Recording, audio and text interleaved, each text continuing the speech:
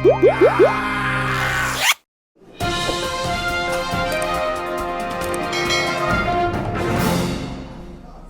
亞姐看世界開播以來一波多折，首先因為中國同日本關係緊張，有傳因為周奕偉帶亞姐去日本一節會抽起。雖然官方平台主持一欄已抽起周奕偉，但一日未出街，一日未可以100%確定。我哋一齊睇住等。上星期首播2集，卻因為星期三大埔宏福苑發生火災，節目作出調動，臨時抽起。昨日本來播出第3集，最後都係臨時叫停。今晚大亞姐看世界重新啟播。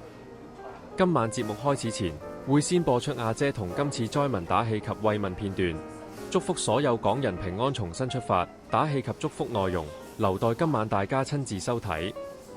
今晚同明晚2集，大亞姐看世界繼續同周家樂澳洲之行。今集家樂會同亞姐玩限額買食材，到訪家樂好想回味嘅唐人街燒臘店等等。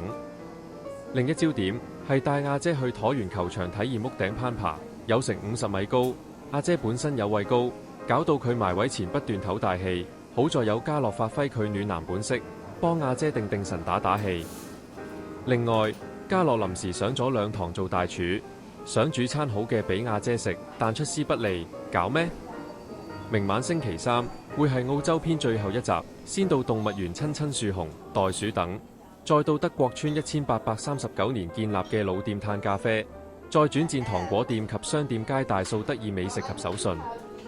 最後一集，亞姐被家樂感染後越玩越投入，變成行走表情包。響親小樹熊時，由於獲小樹熊貼身抱抱，亞姐警激罕露出少少驚表情。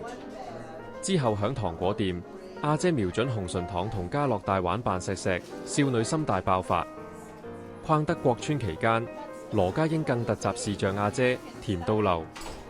最後佢哋搭電車到海邊談心睇日落。亞姐一嚟單刀直入問家樂：你覺唔覺得我難相處？到底家樂會點答？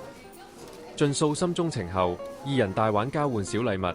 期間亞姐向家樂送上親筆心意卡，並認真寫低對家樂嘅睇法。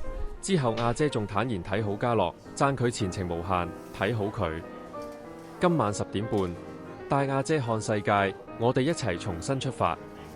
我係洪仕仁，多謝你收睇。最近我仲響飛天爺爺另一頻道是這樣的瞓身演出，拍到我損手爛腳，大家記得過去多多支持我啊！下集見，拜拜。